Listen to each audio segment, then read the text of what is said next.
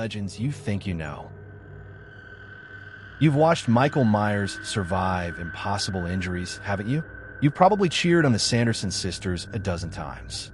You think you know these Halloween stories because they're practically pop culture staples. But you don't, not really. What you know is the Hollywood version. Tonight, we're pulling back the curtain on the shocking backstories and ancient myths that are far more terrifying and, frankly, more fascinating than anything on screen. These are the Halloween legends you think you know. Michael Myers just strolls through Haddonfield in a painted Captain Kirk mask, and we all call him the Boogeyman. But did you know John Carpenter actually admitted he lifted that nickname straight from Celtic folklore? During Samhain, the precursor to Halloween, parents warned kids about a faceless spirit, sometimes called the Bogman, that would slither through cracks in houses to collect souls. This Bogman had no name, no mercy, and, crucially, no face. Sound familiar? Carpenter distilled that primal, formless dread into a silent killer wearing a cheap, store-bought disguise. Here's the real kicker.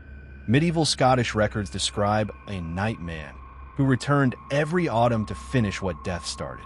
Villagers carved crude faces into turnips, hoping these empty lanterns would trick the spirit into thinking the house was already claimed.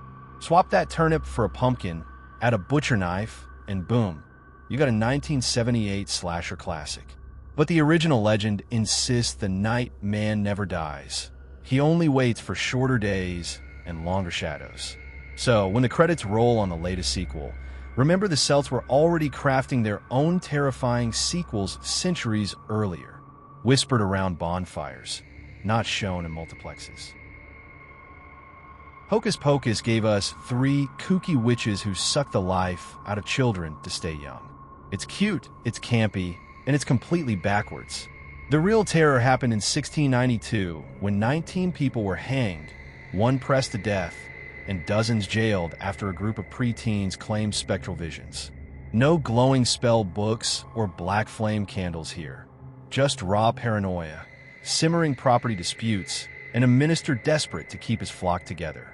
Court transcripts show accused women like Bridget Bishop weren't ancient hags.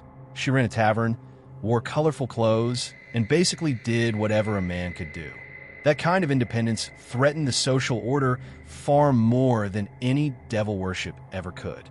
Fast forward 3 centuries and Hollywood flips the script. Witches become comic relief, the victims become villains, and Salem cashes in on October tourism. Local historians still sigh when tourists ask where to find the Sanderson house. Spoiler alert, it never existed. But the jail where suspects spent a winter in chains? You can visit the foundation if you want an authentic chill. Washington Irving's schoolteacher races a rider who carries his head at the saddlebow.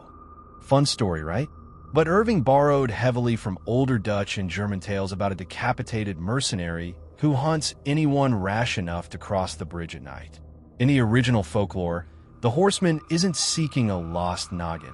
He's collecting souls to replace fallen comrades. Irving, in his genius, swapped ghosts for comedy, yet the core message stayed. Progress and pride often come with a price.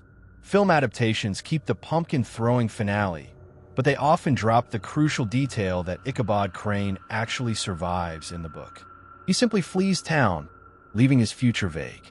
That delicious ambiguity fueled campfire retellings for 2 centuries.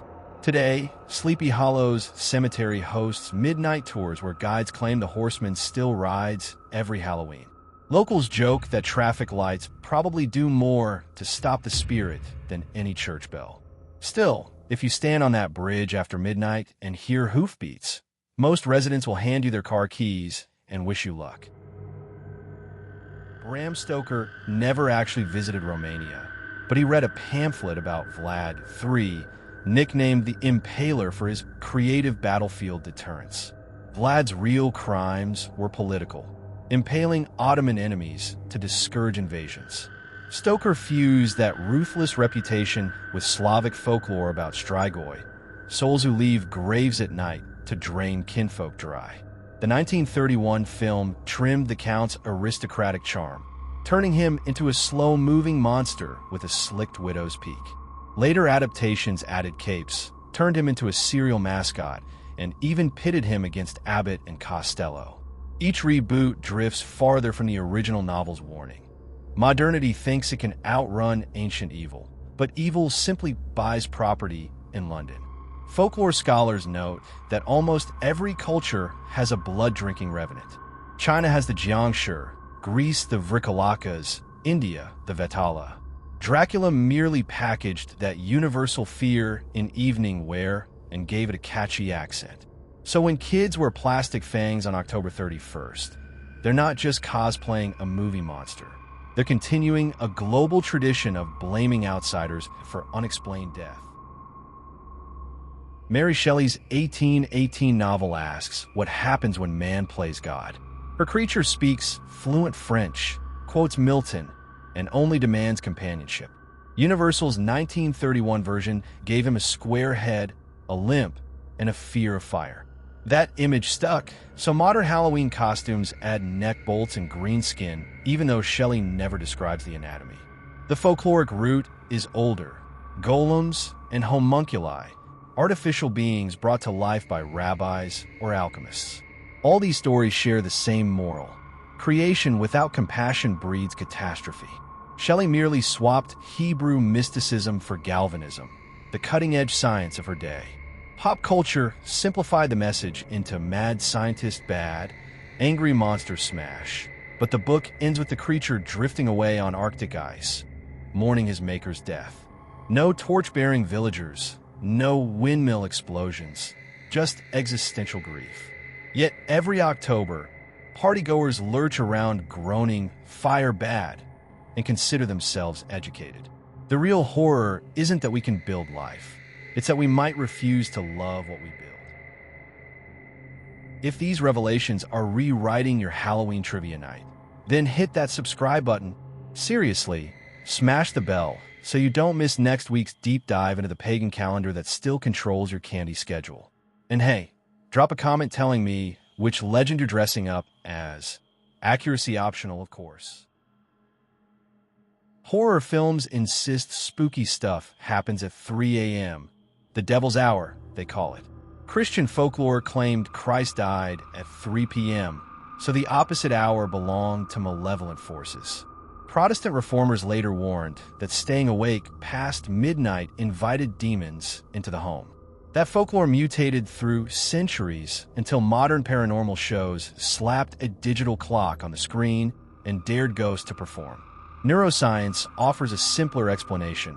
Around that time your body hits its lowest core temperature, heart rate dips, and the brain can slip into hypnagogic hallucinations. Combine that with melatonin-induced sleep paralysis, and suddenly your bedroom feels haunted. Still, the legend persists. Security guards swear elevators misbehave, nurses report call buttons pressed by empty rooms, and YouTubers livestream themselves testing the hour. Folklore and biology shake hands. We fear 3 a.m. because we're evolutionarily wired to dread darkness, and culture supplies the script. Stingy Jack tricked the devil twice and was barred from both heaven and hell.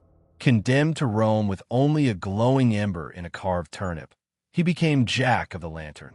Irish immigrants found American pumpkins easier to carve, and a cautionary tale turned into decor. But older versions say the lantern's job wasn't festive. It guided lost souls away from the living. Leaving one on your porch signaled you honored the dead, a deal that kept your own family safe until sunrise. Retail rebranded the custom into a $600 million industry of plastic props. Yet every carved pumpkin still performs its ancient function. It stands between your home and whatever walks the night. So when a candle gutters out, folklore whispers you've punched a hole in your spiritual security system. Next time you toss a moldy jack-o'-lantern into November's trash, think of it as canceling your otherworldly home insurance. Why the originals still matter? Hollywood keeps recycling these icons because they tap into something older than celluloid, our deep need to personify fear so we can survive it. Michael Myers isn't just a mass killer. He's the creeping dread that life has no reset button. The Sanderson sisters aren't just nostalgic jokes. They're stark reminders that persecution can wear a smile and carry a gavel. The Headless Horseman gallops through centuries because every generation worries it's losing its head to progress. Dracula keeps rising because disease and exploitation always find new capes. And Frankenstein's creature shambles on, begging us to see ourselves in the outsider. This Halloween, when you queue up the blockbusters, remember the credits never truly roll on Folklore. The stories mutate, yes, but the fears stay stubbornly human. Tell them around a bonfire, whisper them in a dark hallway, or tweet them in all caps. Just keep them alive. Because the moment we forget the root is the moment the mask becomes the face and the real monster slips inside. Stay curious, stay kind, and if you hear hoofbeats on the bridge, maybe keep walking.